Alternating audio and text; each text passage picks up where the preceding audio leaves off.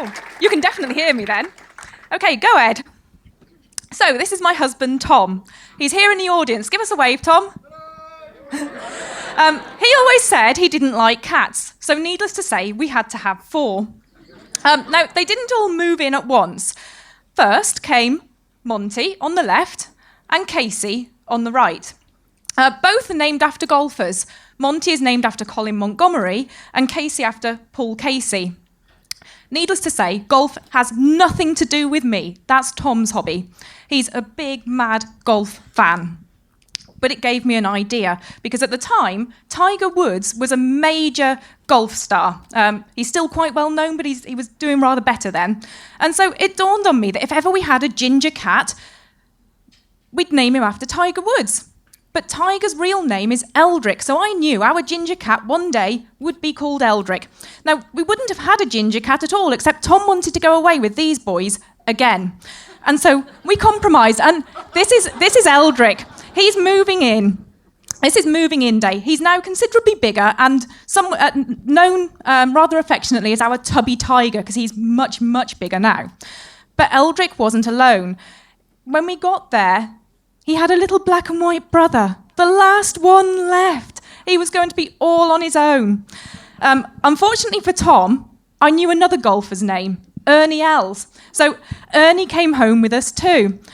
All together now, how can you resist? You can't help but fall in love with this incredible bundle of fluff. Cute, adorable, somehow incredibly noisy. He always got up to all sorts of mischief. Here he is helping me hard at work, or being spectated by the other cats. They found him fascinating because he was always up to something.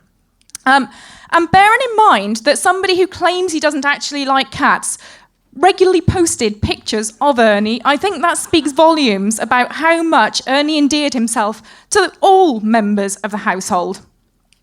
Now, occasionally, he could do normal catty things and sleep. This is probably the only picture I have with all 4 cats cuddled up together at the same time. Isn't it cute? But most of the time, he was up to mischief. How he got up onto the curtain pole, I shall never know. He also got himself into the Christmas tree, into the dishwasher. He was a regular on my lap, sat on the toilet, and I'm very pleased there are no pictures that exist of that. Anyway, sometimes his mischief got him hurt. And this is an email I sent to a veterinary friend sometime last year. And as a result of that, we ended up investing quite heavily in Savlon. We've still got several tubes of the stuff around the house. But another adventure took him. This is our wedding anniversary last year, our 16th wedding anniversary. He had to spend part of it rescuing Ernie from the vets. He'd been mistaken for a stray. Fortunately, the microchip reunited him with us. More trips to the vets. You'll notice not once, but twice he's wearing the cone of shame, different eyes each time. He was quite a regular, rather well known. Always up to mischief, including one Ignite night, 2 Ignites ago. I was sat in this very room and had that text saying that he'd been visiting somebody around the corner, stealing their cat's food. What, that cheeky, cute... How could he be up to all sorts of mischief, especially when we did feed him? This picture proves that he did occasionally eat at home, but it was only occasional. He was often out and about, as you've already heard, with his adventures. But Ernie was the king of catty cuddles, or loosely translated for the Welsh amongst the audience, king of catty cooches. But I loved those cuddles, and I have to hang on to the memory of those cuddles, because on the 10th of June, earlier this year, I had the phone call that no pet owner ever wants to have. Ernie had died. This is the spot where he'd been found. And it was once again the microchip that reunited him with us. Once, under much happier circumstances.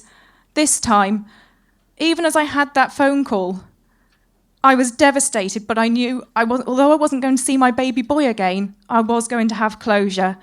And this happens to be the very last picture I'd taken of him just a few days earlier. And so if Ernie's tale tells us anything, I hope that it serves as a powerful memory, as a powerful reminder of the importance of microchipping your pets. Thank you.